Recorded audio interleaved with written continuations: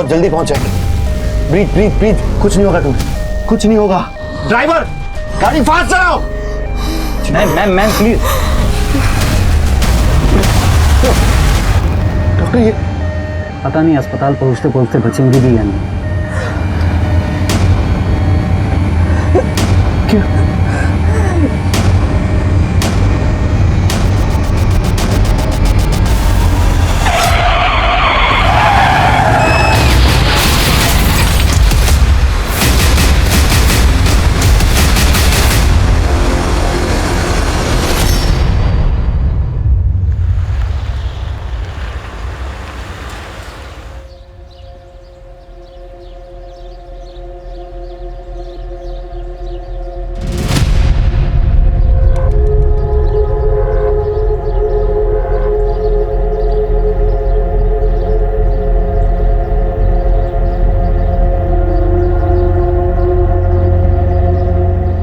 मुझे हमेशा गर्व था अपनी बेटी पर और रहेगा। उसने कभी भी अपनी परवाह नहीं की, हमेशा ड्यूटी को पहले रखा। कितनी खुश थी वो जिस दिन वो पुलिस ऑफिसर बनी थी। निशु पापा। मेरी बेटी है पुलिस में है जी। अरे तूने मेरा सर ऊंचा कर दिया। ये बता पोस्टिंग कौन से थाने में हुई है? अंधेरी वेस्ट, वही आसपास किराए पे कोई घर ले लूंगी। पापा, मैं बचपन में हमेशा कहती थी ना कि एक दिन विलेन की खूब पिटाई करूंगी और उनको जेल में डाल दूंगी। तो आज सच में उनकी सफाई करने का वक्त आ गया। रोने मत बैसा। जिसने भी ये किया है ना, वो बचना नहीं चाहिए।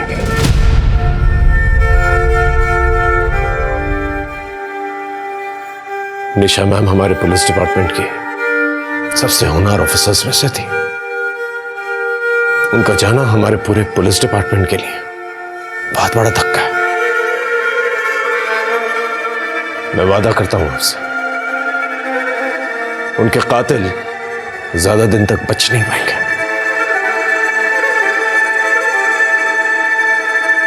नमस्कार दोस्तों, मैं हूं मनोज बाजपेयी। सच्ची कहानी लेकर मैं क्राइम पेट्रोल के इस एपिसोड पे आया हूं। वैसे तो पुलिस कंट्रोल रूम की डायल 100 लाइन पर दिन में काफ़ी कॉल्स आते हैं और हर तरह के अपराध रिपोर्ट किए जाते हैं, जैसे कि चोरियां, किडनैपिंग्स, मर्डर्स और बहुत कुछ। पर इस केस में डायल 100 पर एक ऐसा कॉल आया जिसमें कि एक पुलिस अफसर को ही गोली मारे जाने की घटना रिपोर्ट की गई। एक ऐसी होनहार और ईमानदार पुलिस अफसर जो बहुत आगे जा सकती थी, बहुत बड़े बड़े काम कर सकती थी, पर उसे वो मौका नहीं दिया गया। उसे बड़ी ही बेरहमी से मार दिया गया।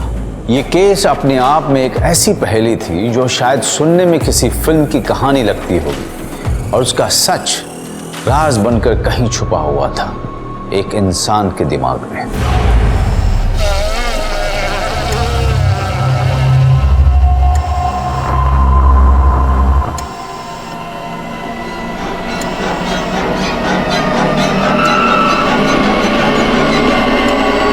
अरे क्या कर रहे हैं आप? ये सब क्या है? क्या हुआ? क्या है मुझे? एक्सीडेंट हुआ था आपका। एक्सीडेंट? जी। कब?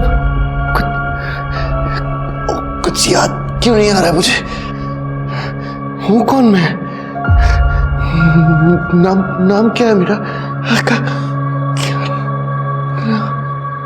क्या नाम है मेरा?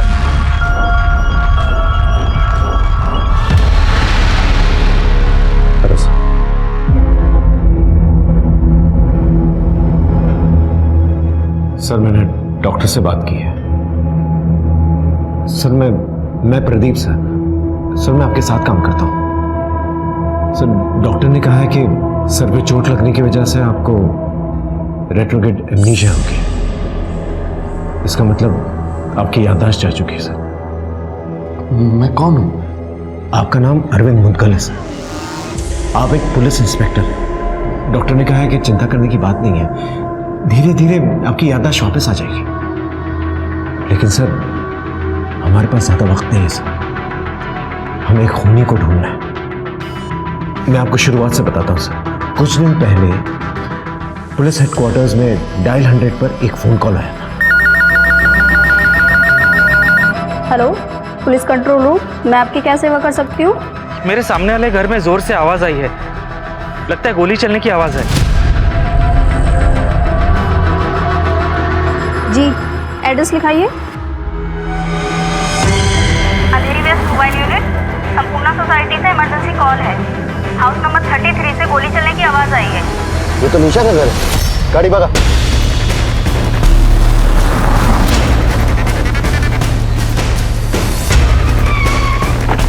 प्लीज हटिए, हटिए यहाँ से।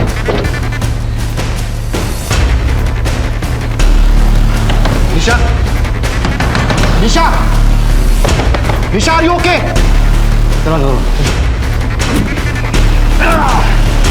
निशा, क्राउड को हटाओ और एम्बुलेंस फास्ट। आप लोग हटिए पीछे, प्लीज प्लीज प्लीज पीछे हटिए, हटिए, हमें अपना काम करने दीजिए प्लीज। आप लोग जाइए, चलिए नीचे चलिए। हेलो, हाँ, संपूर्ण सोसाइटी, हाउस नंबर 33, वहां पर एम्बुलेंस भेज। निशा, निशा, तुम्हें कुछ नहीं होगा, तुम बिल्कुल फिक्र मत करो। करो, मैं आ गया हूँ। निशा, बोलो। सर मैंने एम्बुलेंस बुला ली। हाँ, निशा, निशा, निशा, मेरी बात सुन। निशा, बोलो, क्या कहना चाहती? एम्बुलेंस, कम ऑन फास्ट, जल्दी अंदर आओ।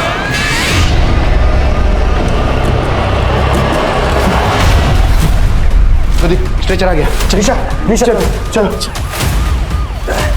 प्रदीप, तुम क्राइम सीन लॉक करो, फिर एम्बुलेंस के साथ में जाओ। संभल के, संभल के। और उसी एक्सीडेंट की वजह से आपकी याददाश्त चली गई।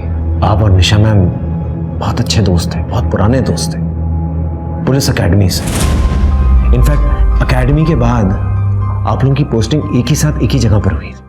दिन रात ड्यूटी करते हैं और ये चाय भी ढंग की नहीं मिलती। अब सर टपरी की चाय से और क्या उम्मीद करते हैं? एक्चुअली ये देखो, इसे कहते हैं असली दोस्त। जब भी चाय की जरूरत होती है अचानक कहीं से प्रकट हो जाती है, पता है? अरे भाई, इसके हाथ की चाय की बात ही कुछ अलग है। चाय के चक्कर में क्या क्या नहीं किया है इसने। जैसे कि ट्रेनिंग एकेडमी के मेस में बहुत ही बकवास चाय मिलती थी, तो ये मेरे हाथ की चाय पीने के लिए गर्ल्स हॉस्टल आता था और एक दिन पकड़ा गया। ग्राउंड के 20 चक्कर लगाए थे इसने। सर क्या क्या करते थे चाय के लिए आप? एम्बुलेंस में जो पैरामेडिक था उसने मुझे बताया कि निशा मैम ने मरते वक्त आपके कान में कुछ कहा था। हो सकता है उस खूनी के बारे में कुछ कह रही हो। प्लीज सर, याद करने की कोशिश कीजिए, ये बहुत ही इंपॉर्टेंट इंफॉर्मेशन है सर।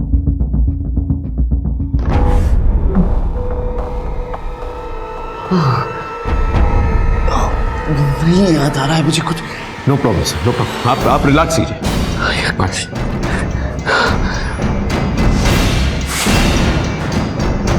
सर एक रिक्वेस्ट है सर, मैं चाहता हूं आप इस केस में मेरा साथ दें। मैंने डॉक्टर से इजाजत ले ली है सर।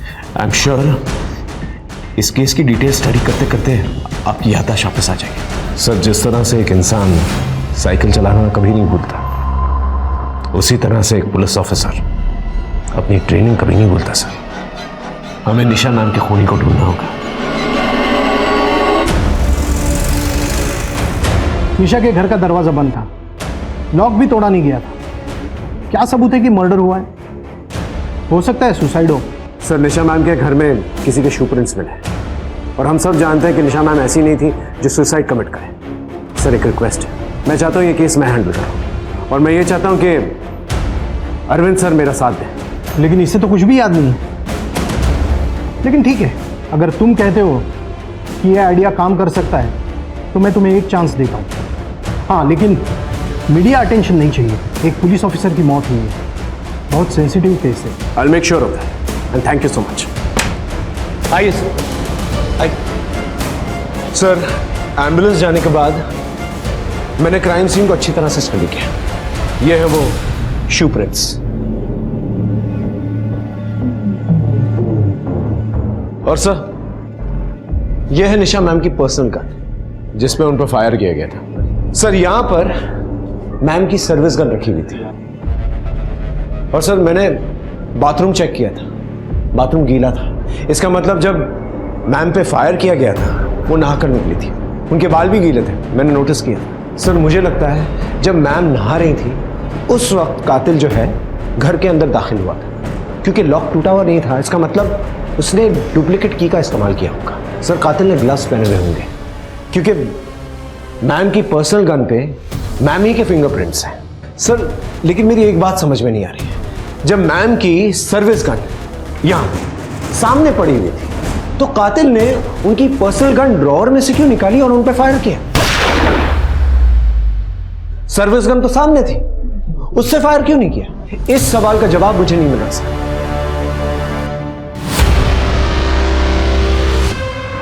आप ही ने फोन किया था ना डायल 100 पे? हाँ सर, मैंने ही किया था। मैं यही सामने रहता हूँ। कुछ 6 बजे के आसपास ज़ोर से आवाज़ आई थी। पहले पता नहीं चला कि गोली की आवाज़ है या क्या है, लेकिन जैसे मुझे कुछ गड़बड़ लगी मैंने डायल 100 पे कॉल किया। आते जाते किसी को देखा था? सर कुछ 5:30 बजे के लगभग निशा मैडम आई थी। निशा मैम के घर की चाबी और किस किस के पास है? चाबी तो अनीता के पास में रहती है, अनीता ही खाना बनाती होंगे यहाँ पे। अनीता खाना बना के कितने बजे निकली थी? सर मैडम के घर आने के कुछ ही देर बाद ही, और उनका रोज़ का खाना बनाकर मैं उसी टाइम निकलती हूँ। और हाँ सर, उस दिन जब मैं निकली तब मैडम नहाने जा रही थी। चेयरमैन साहब, सोसाइटी में जितने भी मेंबर्स हैं और स्टाफ मेंबर्स हैं उनकी सारी डिटेल्स चाहिए मुझे, और ये जो कैमरा सीसीटीवी कैमरा लगा हुआ है यहाँ पर गेट के पास, उसकी भी फुटेज चाहिए मुझे। एक मिनट आइए मेरे साथ।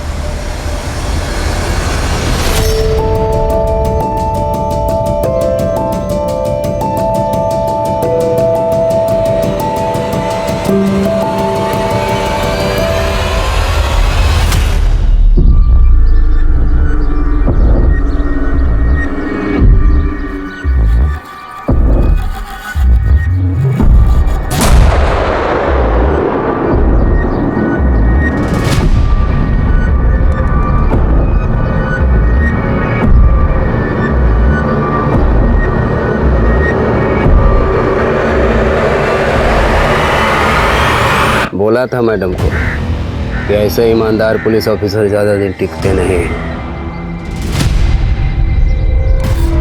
उस दिन बहुत हीरोगिरी दिखा रहे थे, क्या हुआ? निकल गई?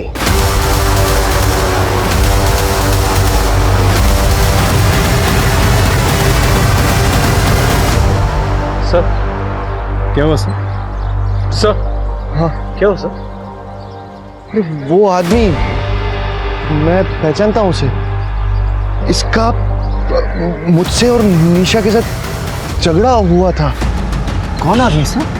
अरे वो गया ना अभी मोटरसाइकिल पे।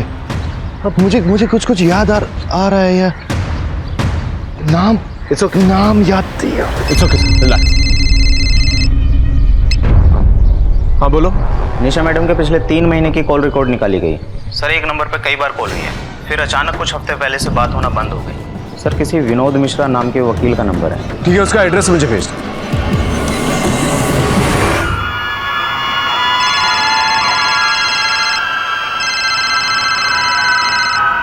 महेश जी एक बार और सोच लीजिए, अब तो बेटी भी चली गई आपकी।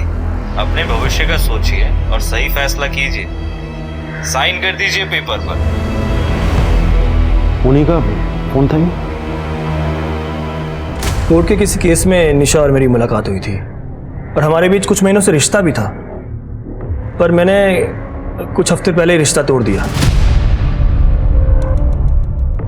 वो क्या है कि एक पुलिस ऑफिसर के साथ मुझे अपना फ्यूचर नजर नहीं आ रहा था। दिन रात ड्यूटी पे रहती थी वो। रिश्ता तोड़ने के बावजूद आपके फोन से उनके फोन पर मिस कॉल्स आते जाते रहे, ऐसा क्यों? उसके लिए मेरी सहानुभूति थी, चिंता भी थी, इसलिए मैंने उसको कई बार फोन किए पर उसने मेरा फोन नहीं उठाया।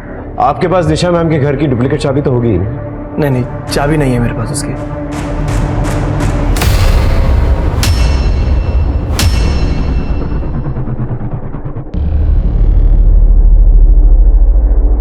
क्या मैं आपके जूते चेक कर सकता हूँ प्लीज? Go ahead.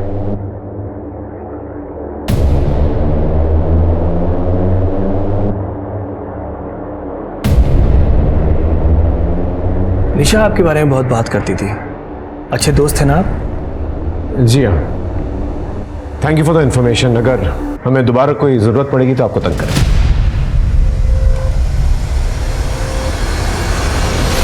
सर इसके बारे में पता करना पड़ेगा कि जिस वक्त निशा मैम का मर्डर हुआ था ये क्या कर रहा था और कहाँ था।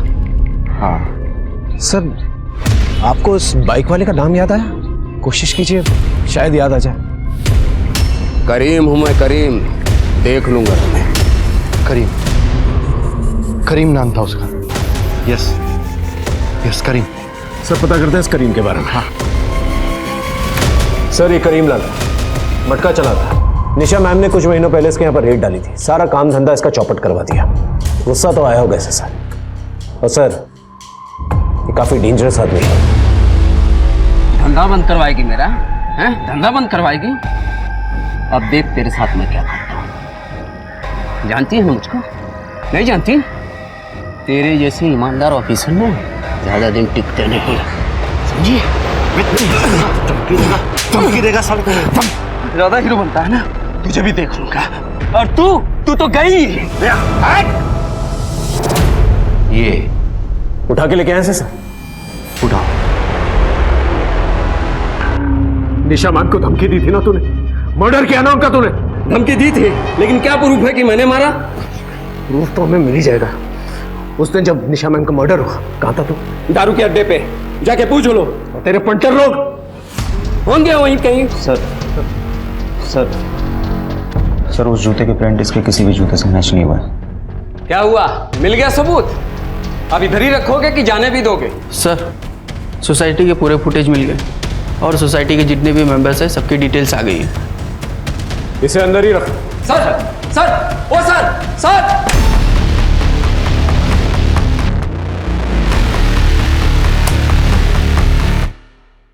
सर निशा मैम जो है 5:30 बजे पहुंचे और उसके ठीक 15 मिनट के बाद अनीता वहां से निकली। सर अब देखते हैं इन 20 मिनट में कौन आया और कौन गया।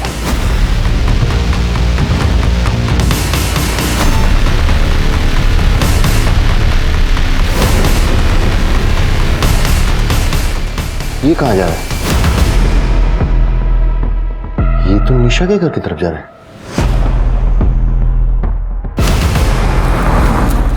झूठ क्यों बोला था तूने? जब गोली चली थी तो यहां गेट पर नहीं था, काफी देर तक गायब था तू। कहां था? क्या कर रहा था? बोल। जूते उतार, निकाल जूते, निकाल।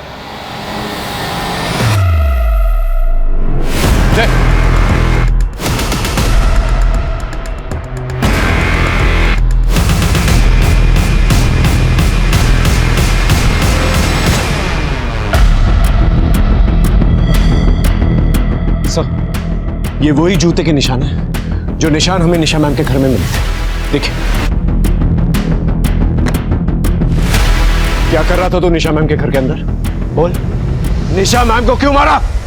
बोल। सर सर सर आराम से। सर उठिए सर, उठिए आराम से। सर ये जो वॉचमैन लक्ष्मण है ये पहले भी क्राइम कर चुका है, छोटे मोटे, और इसके घर से सस्ते वाले ड्रग्स भी मिला है। लेकिन एक बात समझ में नहीं आ रही सर, निशा मैम को मारने का क्या मोटिव हो सकता है इसका? हो सकता है वो करीम का हाथ हो इसके पीछे, उसने अपनी गिरोह में शामिल कर लिया हो सकता है सर। अब ये बात तो लक्ष्मण ही बता सकता। अमित, लक्ष्मण की फोटो आसपास के पुलिस थाने में भिजवा दी। Yes sir. और वो जो चेयरमैन ने सोसाइटी वालों के पेपर्स दिए थे वो क्या है? Yes sir. एक इंटरेस्टिंग बात है सर, ये अनीता है जो निशा मैम के यहाँ पर खाना बनाने का काम करती थी। इंटरेस्टिंग बात यह है sir that she is a graduate, और ये बात मैंने कंफर्म की। फिर भी निशा मैम के यहाँ पर खाना बनाने का काम करती थी और सिर्फ निशा मैम के यहाँ ही काम करती थी, और कुछ महीनों पहले ही इसने ज्वाइन किया। इतनी पढ़ी लिखी होने के बावजूद ये बाई का काम क्यों कर रही थी? सर ये तो रावत की बीवी है ना सर। कौन रावत? रावत हमारे थाने में कांस्टेबल था, आपके आने से पहले निशा मैडम के अंडर में काम कर रहा था सर। उसने सुसाइड किया था, और सर अंदर की बात यह है कि मैडम ने उसे रिश्वत लेते हुए पकड़ा था। मैडम ने बोला था या तो रिज़ाइन कर दे, वरना मैडम उसे एंटी करप्शन वालों को रिपोर्ट कर देते हैं सर। इसी शर्म की वजह से शायद उसने सुसाइड कर लिया होगा। और निशा को काफी समय तक इस बात का अफसोस भी था, उसने बताया था मुझे, कुछ याद आ रहा है मुझे। उसने खुद को मार लिया अरविंद, सुसाइड किया है उसने मेरी वजह से। शायद कहीं ना कहीं मैं जिम्मेदार हूँ इन सब में। ऐसा मत सोचो निशा, इसमें तुम्हारी कोई गलती नहीं है। सर ऐसा भी हो सकता है कि अनीता ने अपने पति की मौत का जिम्मेदार निशा मैम को ठहराया। सर मोटिव बनता है सर। अनीता 5:45 बजे सोसाइटी से बाहर गई, गोली उसके बाद चली। सर ये भी तो हो सकता है कि पड़ोसी जयेश ने गलत टाइमिंग बताई। कुछ 6 बजे के आसपास जोर से आवाज़ आई थी। सर एक बार अनीता से पूछताछ करते हैं।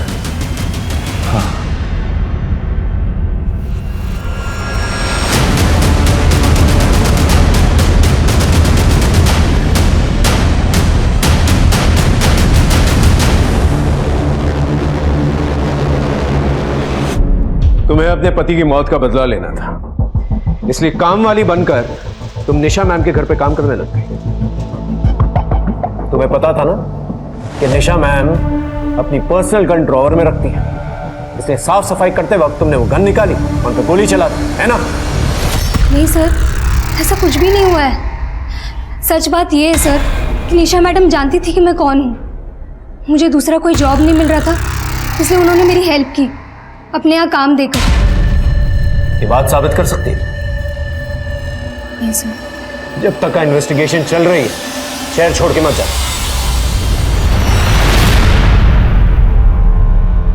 उन पेपर्स पर साइन कर दीजिए ना भैया, बेच दीजिए उस प्रॉपर्टी को।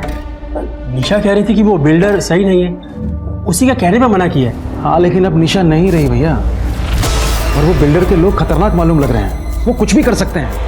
उन्होंने उस प्रोजेक्ट के आसपास की सारी जमीन को खरीद लिया है, बस सिर्फ आपकी जमीन बाकी है। सौदा बुरा नहीं है।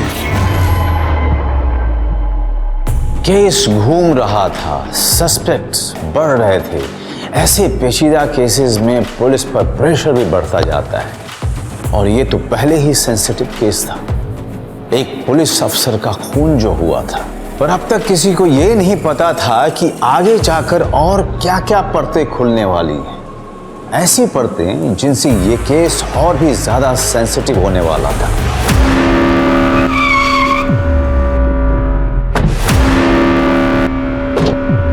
Sir, are you okay? या हम ओके। सर आप थोड़ा थोड़ा याद करिएगा कि निशा मैम ने आपको एम्बुलेंस में क्या कहा। क्या है कि अगर वो बात याद आ गई ना आपको, तो we can crack the case. ठीक है सर? या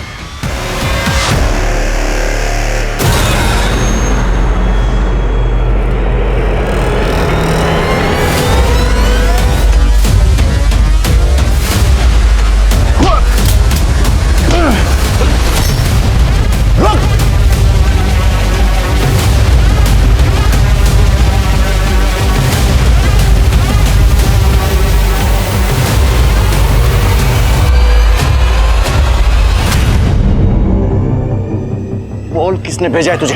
क्या नाम है तेरा? बोल बोल।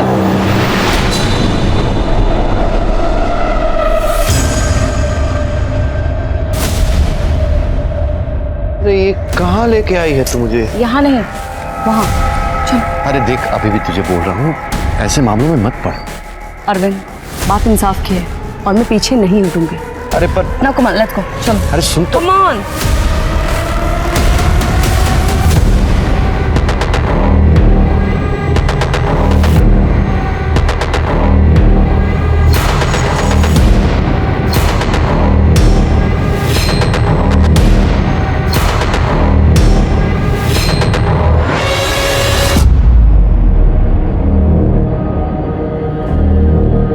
प्रदीप, मुझे कुछ याद आया है। ये जो सामने घर दिख रहा है ना, वहां पे लाई थी वो मुझे। चला चला, यही लाई थी वो मुझे। किसी से मिलाना चाहती थी वो मुझे।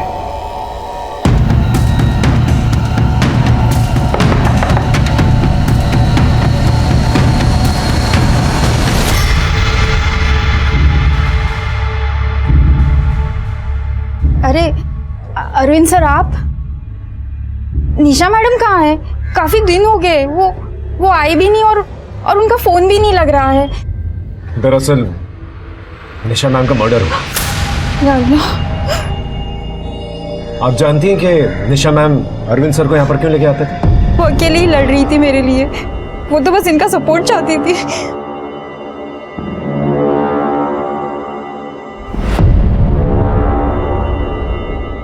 तुम्हारे लिए लड़ रही थी मतलब? आकाश चावला बहुत ही बड़ा बिजनेसमैन है, काफी पहुंच भी है उसकी।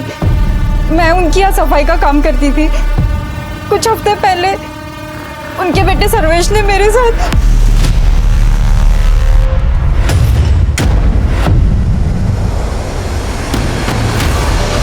फिर क्या हुआ?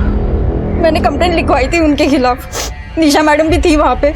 उन्होंने मुझे भरोसा दिलाया था कि वो सर्वेश को किसी भी कीमत पे सजा जरूर दिलवाएगी।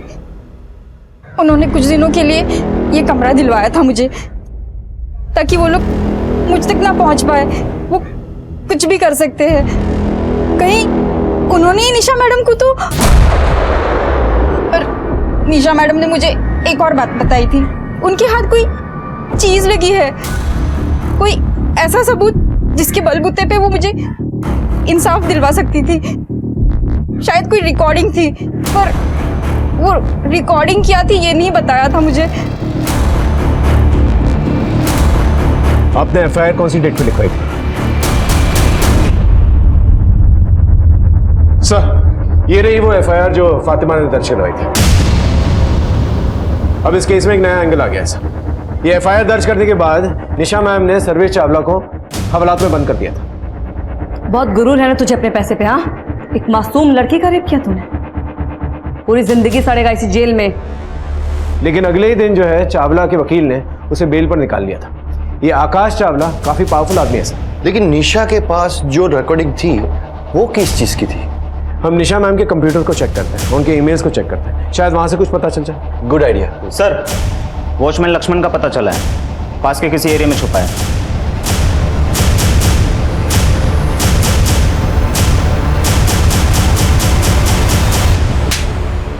भागा क्यों था? भागा क्यों? बोल। साहब, मेरा पहले से क्रिमिनल रिकॉर्ड था। गरीब आदमी हूँ। मुझे लगा कि आप लोग खून के इल्जाम में मुझे फंसा देंगे, तो मैं डर गया था। तो तुम्हारे जूते के निशान उस घर में क्या कर रहे थे? कि एक दिन पहले निशा मैडम ने मुझे नशा करते हुए पकड़ लिया था। वो चेयरमैन को सब कुछ बता देती, मेरी नौकरी चली जाती। तो मैं बस उनसे माफ़ी मांगने गया था। मैम, प्लीज़ माफ़ कर दीजिए। वॉचमैन और ड्यूटी पे नशा करते हो?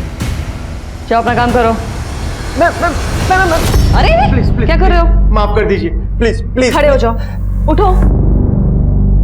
एक मौका दे रही हूँ, लास्ट वार्निंग, लेकिन आज के बाद से कोई नशा नहीं। Thank you ma'am. 20 मिनट तक क्या कर रहा था तू? कहां था 20 मिनट तक? साहब, वो मैं पीछे नशा करने चले गया था।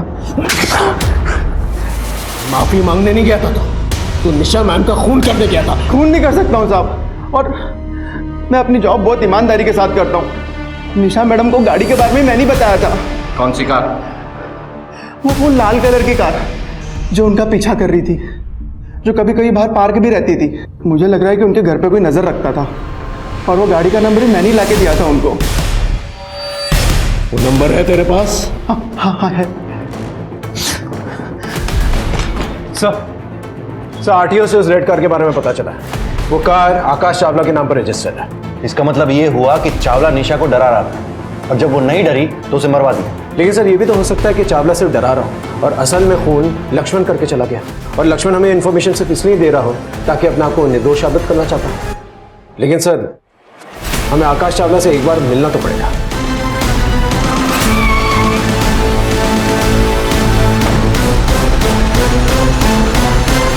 एक पुलिस ऑफिसर का पीछा करना, उसमें नजर रखना, उसे धमकी देना, और क्या क्या करवाया मिस्टर चावला?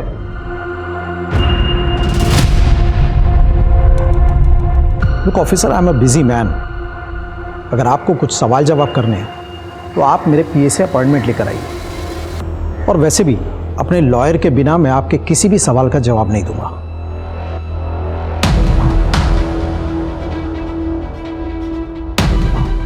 सर बहुत ही घमंडी आदमी है सर ये। एक बार वो रिकॉर्डिंग मिल जाए ना, सब कुछ साफ हो जाएगा। मैं पता करता हूँ सर।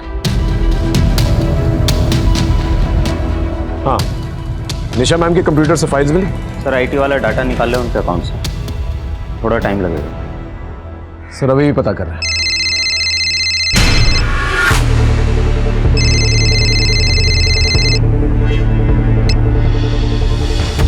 Yes sir. दिमाग खराब हुआ है तुम लोगों का? चावला जैसे बड़े आदमी को लपेट रहे हो केस में। कोई सबूत है उसके खिलाफ? नहीं है सर, लेकिन हम कोशिश कर रहे हैं सर। कोई जरूरत नहीं है, मैंने मना किया था ना, मीडिया अटेंशन नहीं चाहिए। चावला से दूर रहो और इस केस को जल्दी से जल्दी बंद करो। Is that clear? सर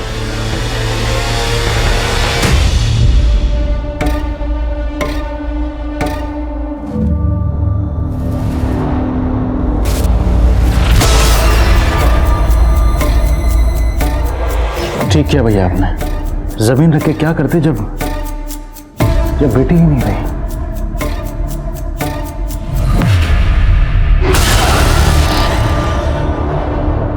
राक्षस हो तुमने जो किया है ना उसके लिए तुम्हें नर्क में भी जगह नहीं मिलेगी। बात सुन मेरी, ये सब तेरी वजह से हुआ है। तू जिम्मेदार है इसकी, और इसकी खबर अगर किसी को भी हो गई ना तो तुझे भी जान से मार दूंगा मैं। समझी तू?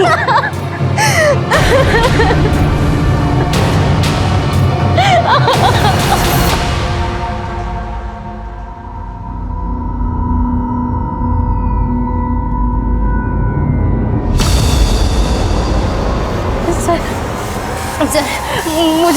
मुझे आपको कुछ बताना है सर।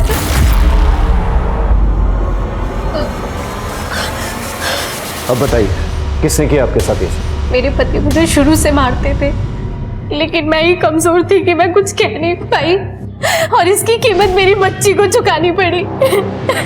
1000 बार बोला ना तुझे, मेरी बात नहीं मानेगी ना जान से मार दूंगा मैं।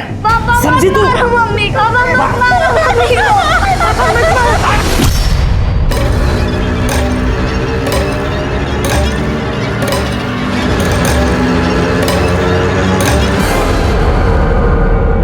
उस हैवान ने मेरी बच्ची को मारकर उसकी बॉडी प्लास्टिक में लपेटी और घर में छुपा दी ताकि किसी को कुछ पता ना चले। और सर, उसने मुझे भी धमकी दी थी कि मैं किसी को कुछ ना बताऊं। बस सर, इसी डर में मैंने किसी को कुछ नहीं बताया। और सर, मुझे लगता है उस दिन निशा ने सारी आवाजें सुन ली थी, इसीलिए अगले दिन वो हमारे घर भी आई थी। मैं अंदर आ सकती हूँ? हाँ आइए।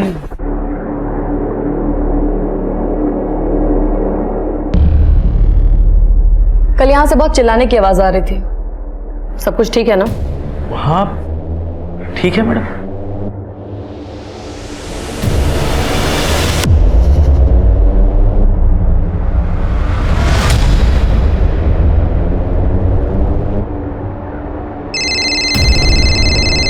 हेलो, या जिस काम।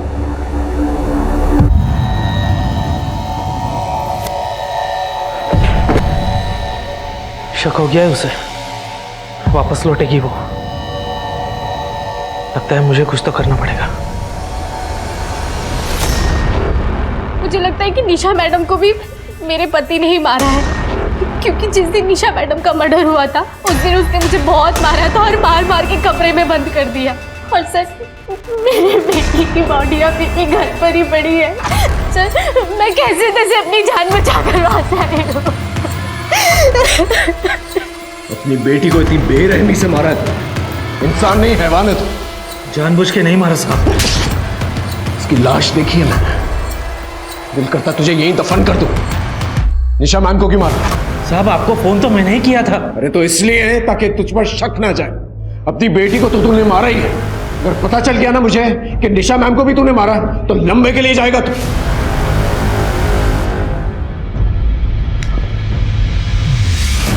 सर, बहुत शातिर है, मुंह नहीं खोल रहा। मतलब एक और सस्पेक्ट है, इनमें से किसने किया कैसे पता चलेगा? फिलहाल हम उस रिकॉर्डिंग को ढूंढते हैं जिसे निशा मैम ने रिकॉर्ड किया था, जिसका जिक्र फातिमा ने किया था। कहीं उन्होंने मुझे फिर से अंदर कर दिया तो?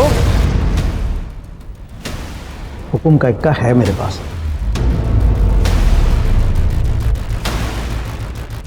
आपका रास्ता क्लियर करवा दिया है मैंने। निशा तो गई, मैंने पेपर्स पर भैया के साइन भी करवा लिए हैं, प्रॉपर्टी है आपकी। पर हाँ, आपने जो मुझसे वादा किया था वो पैसे मुझे दे दीजिए, बस कैश। सर, हमने निशा मैम के सारे कंप्यूटर फाइल्स चेक किए, सारी ईमेल्स चेक की, लेकिन रिकॉर्डिंग कहीं नहीं मिली है वैसे। सर, कहीं ऐसा तो नहीं कि एम्बुलेंस में निशा मैम आपको इस रिकॉर्डिंग के बारे में कुछ बता रही थी? लेकिन अगर वो रिकॉर्डिंग इतनी इंपॉर्टेंट थी तो कहीं ऐसा तो नहीं है कि निशा ने उस रिकॉर्डिंग को अपने घर में छुपा के रखा? हो सकता है। Let's move.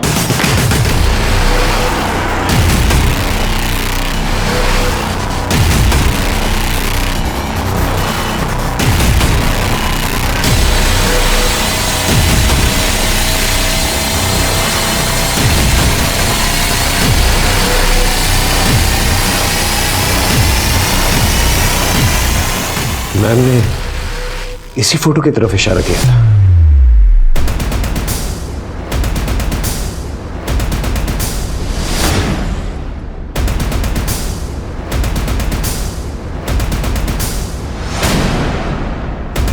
सर,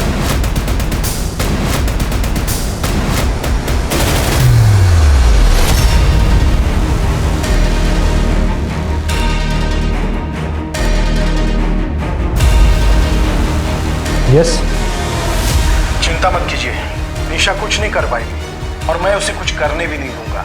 ये मेरे बेटे की जिंदगी का सवाल है। एक छोटे से रेप के लिए वो जेल जाएगा? मैं हूं ना, आप सिर्फ अमाउंट भेज दीजिए, बाकी मैं सब संभाल लूंगा। ये क्या बकवास है?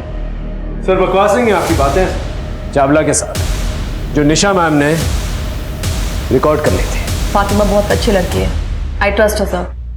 वो कभी गुड मॉर्निंग नायर साहब। मॉर्निंग। कुछ बात करनी थी आपसे, बाद में करें? You can go. Sure sir, I leave this file here sir.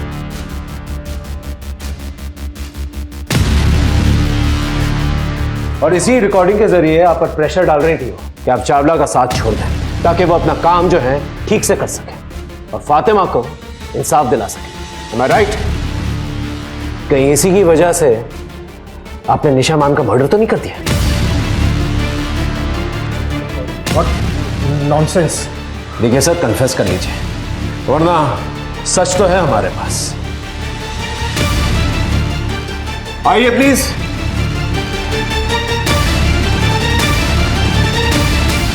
Sir को लेके जाइए, बाकी टीम आपका इंतजार कर रही है।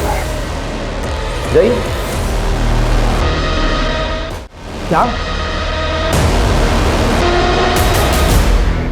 क्या हो पापा, कोई टेंशन?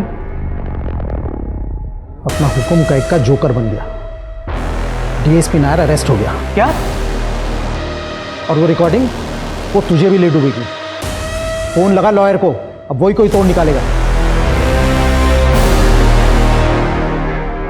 सर ये रिकॉर्डिंग सर्वेश चावला और डीएसपी सर की बहुत ही इंपॉर्टेंट प्रूफ है कि सर्वेश चावला ने ही फातिमा का रेप किया। हमें इसका जल्द से जल्द फायदा उठाना चाहिए और सर्वेश चावला को सीधा अंदर ले जाना चाहिए। Excuse me. हाँ विनोद बोलो। मैं सर्वेश चावला का लॉयर हूँ। फिलहाल उसी हैसियत से मैं आपके पास आया हूँ। मेरे क्लाइंट की कुछ रिकॉर्डिंग है आपके पास, मैं चाहूँगा कि आप वो रिकॉर्डिंग मेरे साथ शेयर करें। बाकी तो मैं कोर्ट में देख लूँगा।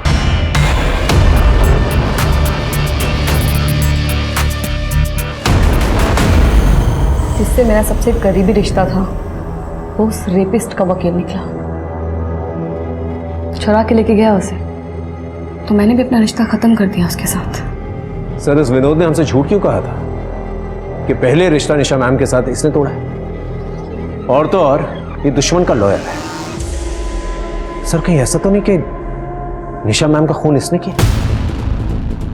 क्योंकि निशा मैम के घर में घुसना इसके लिए बहुत ही आसान था और अब तो मोटिव भी दिख रहा है। लगता है सर एक और सस्पेक्ट जुड़ गया है इस केस से।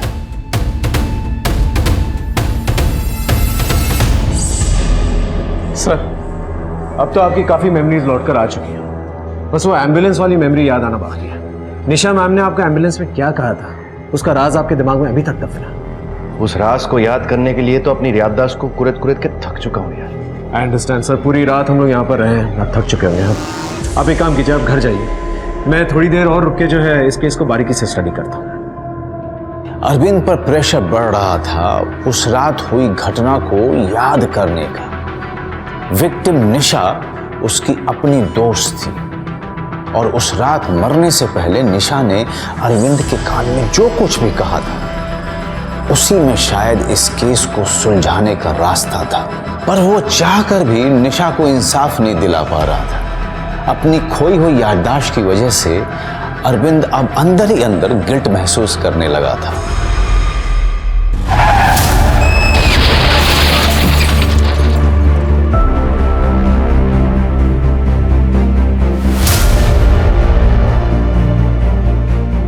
सामने पड़ी सर्विस गन छोड़ के खूनी ने ड्रॉवर से पर्सनल गन ढूंढ के निकाली। जब आसान तरीका सामने था तो मुश्किल तरीका क्यों चुना उसने? ऐसा तो कोई तभी करेगा अगर आसान तरीका सामने हुई ना। घर आके मैम ने गन को इस साइड टेबल पे रखा, पर खूनी को इसकी जरूरत इसलिए नहीं पड़ी क्योंकि तब तक घर में रखी हुई गन वो ऑलरेडी उठा चुका था। इसका मतलब खूनी पहले से घर में मौजूद था। क्या?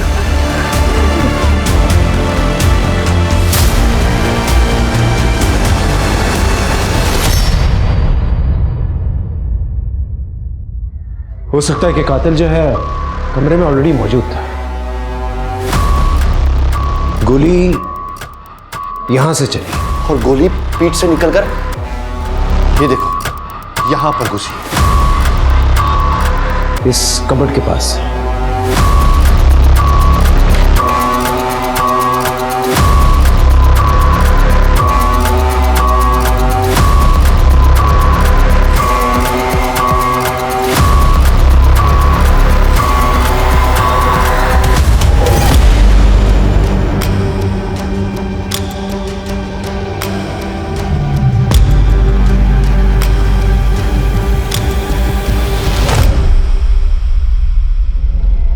इसका मतलब कातिल घर के अंदर था भी और नहीं भी।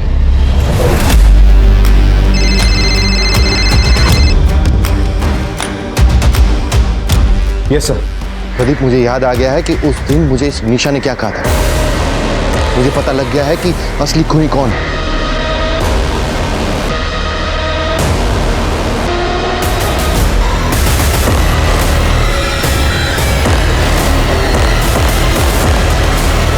मुझे याद आ गया है कि उस दिन एम्बुलेंस में निशा ने मेरे कान में क्या कहा था।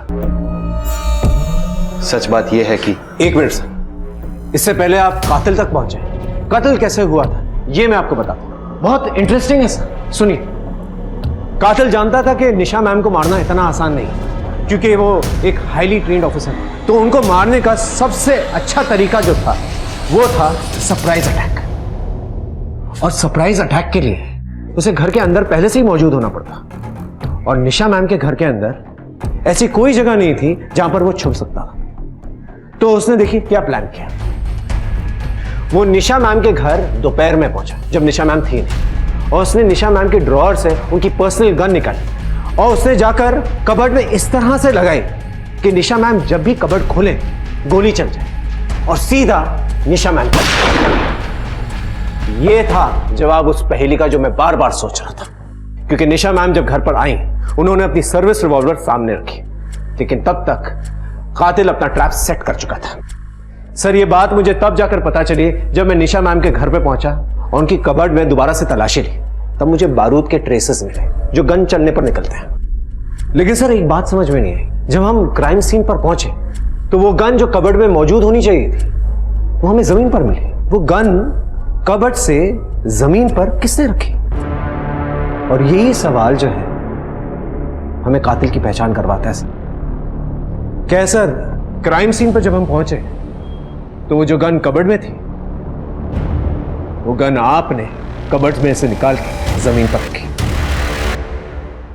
ताकि सबको लगे कि खूनी ने खून किया और गन छोड़कर भाग गया, क्योंकि खूनी आप है सर। मैंने सीसीटीवी चेक किया। निशा मैम 5:30 को घर आई। उसके पहले ही आपने उनके घर जाकर उनके कबर्ड में गन लगाई थी। आप पहले से मौजूद थे अंदर, और उसी दौरान आपने गन कबर्ड में से निकाली और जमीन पर रख दी। निशा मैम को आपके इस प्लान के बारे में पता चल चुका था सर। उन्होंने बोलने की भी कोशिश की, लेकिन बोल नहीं पाई। और जब आप बाहर गए तो उन्होंने आपके फोटो पे इशारा भी किया, लेकिन मैं समझ नहीं पाया। एम्बुलेंस में निशा मैम आपसे इसी बारे में बात कर रही थी। मेरे सबसे अच्छे दोस्त थे, तुम्हें मेरे कातिल। हाँ, निशा ने यही कहा था मुझसे, मैं ही हूं निशा का कातिल। क्योंकि आपने ये सब अंदर ही अंदर मैं निशा से बहुत प्यार करने लगा था, और मुझे भी ऐसा लगता था कि वो भी मुझसे प्यार करती है। एकेडमी से निकलने के बाद सालों तक मैंने इसी सोच के साथ इंतजार किया कि आज नहीं तो कल निशा अपनी फीलिंग्स को एक्सप्रेस करेगी। लेकिन जब उसने विनोद के बारे में बताया, लेकिन मुझसे वो सहन नहीं हुआ, और ये कड़वा कूट भी ये सोच के पी गया कि जब मैं निशा को अपनी फीलिंग्स के बारे में बताऊंगा तो वो मेरे प्यार को अपना लेगी। लेकिन ऐसा भी नहीं हुआ। ये क्या है? निशा, निशा आई लव यू। तुम मेरे सबसे अच्छे दोस्त हो, तुम अपने मन में ये सब लेके बैठे हो? तुम्हारे मन में कुछ और बाहर कुछ और है। निशा मेरी बात I said leave. Leave. दोबारा अपनी शक्ल मत दिखाना मुझे। और उसी गुस्से में मैंने ये फैसला कर लिया कि मैं निशा को मार दूंगा, और इस तरह से मारूंगा कि किसी को मुझ पर शक नहीं होगा। क्योंकि जब गोली चली तब तो मैं तुम्हारे साथ ड्यूटी पर था ना, लेकिन उस एक्सीडेंट में मेरी याददाश्त खोने और वापस पाने के बाद मुझे अपना जुर्म कुछ अलग नजरिए से दिखने लगा। सच कहो यार, मुझसे बहुत बड़ा गुनाह हो गया। निशा मैम के मर्डर के लिए मैं आपको गिरफ्तार करता हूं। You are under arrest Arvind Mudgal. यही एक लौता और अनोखा ऐसा केस था जिसमें विक्टिम और इन्वेस्टिगेटर और क्रिमिनल तीनों ही पुलिस अफसर थे। और इतना सब आखिर हुआ क्यों? सिर्फ इसलिए कि एक आदमी अपनी भावनाओं का इस हद तक गुलाम बन गया कि बस एक लड़की की ना ने उसे अपराधी बना दिया। जुर्म को पैदा करने वाले हालात चाहे किसी भी तरह की दुनिया में किसी भी तरह के लोगों को शिकार क्यों न बनाए, पर होते तो सब एक से ही हैं। इनसे बचने का सिर्फ एक ही रास्ता है, और वो ये कि अंतरात्मा और मस्तिष्क इतनी मजबूत हो कि कोई भी हालात हमें गलत रास्ते पर ना धकेल सके। कल फिर मिलेंगे क्राइम पेट्रोल की इस विशेष श्रृंखला में एक नए केस के साथ। तब तक आप अपना और अपने परिवार का खूब ख्याल रखिए और देखते रहिए क्राइम पेट्रोल सतर्क। जय हिंद।